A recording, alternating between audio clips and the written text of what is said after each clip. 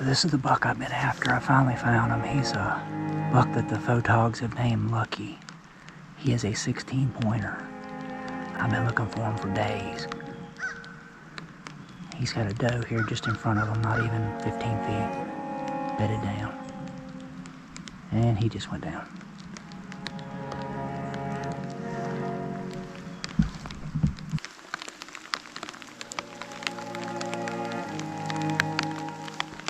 Alright, I'm out here in the middle of a field with a 16 point buck about 25 yards in front of me, bedded down.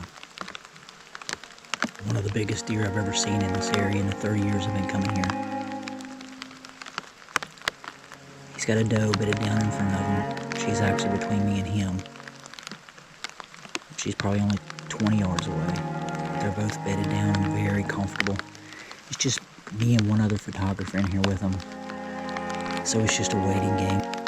I'm just gonna sit out here and drink my hot chocolate, try to keep my camera gear dry until he stands up.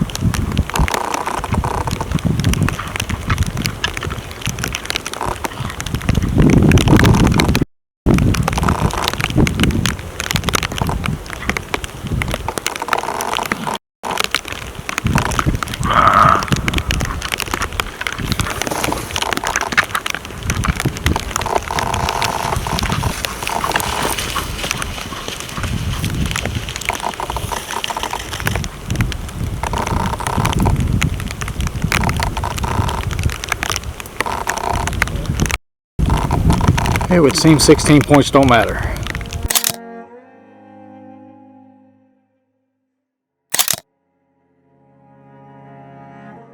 Alright, that's what a defeated buck looks like.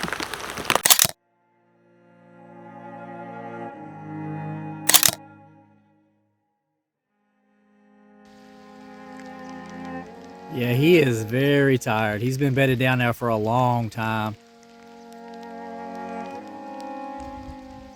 Yeah, that was one heck of a fight. And I think he got gored pretty bad in his back end. Yeah, it goes to show even a big, mature, world-class 16-point buck, yeah, they just can't keep fighting and winning and winning and winning. They're going to take their losses every once in a while and regroup, rest, and go back out and try to get some more breeding done.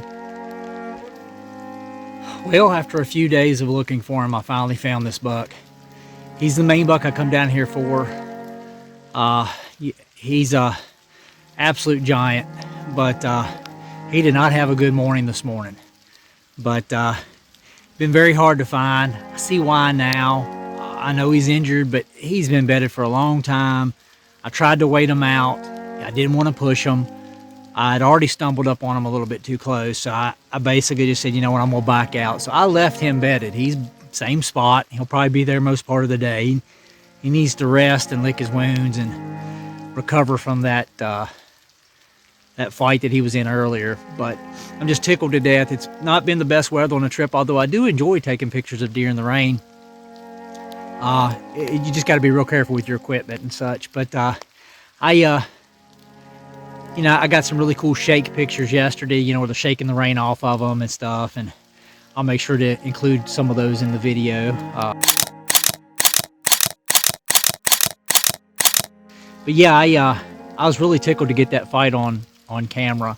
I had one other photographer with me, so you'll hear some shutters going off in it. But it was just me and him with the deer. And then, you know, I've had them to myself here the last while. But anyway, I'm going to go out and see if I can't find some more with this rain. It's supposed to do this all day.